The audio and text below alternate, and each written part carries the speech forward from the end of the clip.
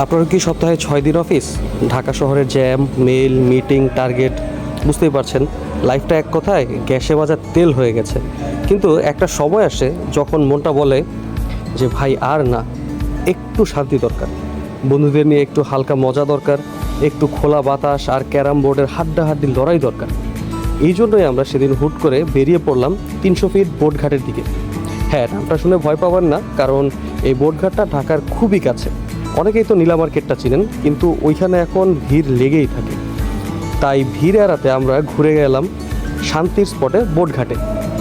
আর এই বোটঘাটটা হচ্ছে নীলা মার্কেট থেকে ঠিক অপোজিটে রাস্তায়। গুগল ম্যাপে সার্চ করলে খুব সহজে পেয়ে যাবে।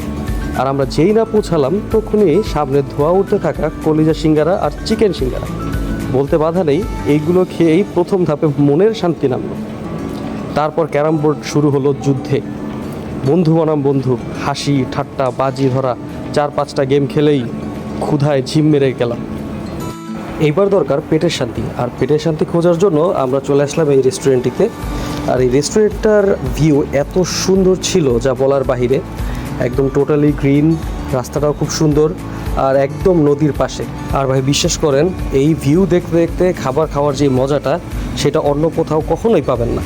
আর এখানে বসে খাওয়া দাওয়া করার সময় যে ঠান্ডা বাতাসটা গায়ে লাগে, তা একদম মন প্রাণ সব জুড়িয়ে যায়। এবার অর্ডার করলাম চিকেন তান্দুরি। না রে ভাই, শুধু খাওয়াই না, সেটা খেলাম নদীর ধারে বসে। সামনে পানির ঢেউ, পাশে বন্ধু আর মুখে তান্দুরি। লাইফের চেয়ে বড় হিলিং আর কিছুই নেই।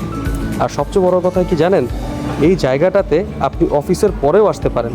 হ্যাঁ ভাই, একটা নরম হাওয়া, হালকা খাওয়া আর মন ভালো করার মতো মুহূর্ত সবটাই পাওয়া যায়, শুধু বেরিয়ে পড়লেই হয়। তো কবে যাচ্ছেন বোটঘাটে? ভিডিওটা ভালো লাগলে একটা লাভ রিয়েক্ট দিবেন। Thank you. আর যদি বন্ধুদের সঙ্গে যেতে চান, তাদেরকে এই ভিডিওটা ট্যাগ করতে পারেন। ধন্যবাদ। আসসালামু আলাইকুম।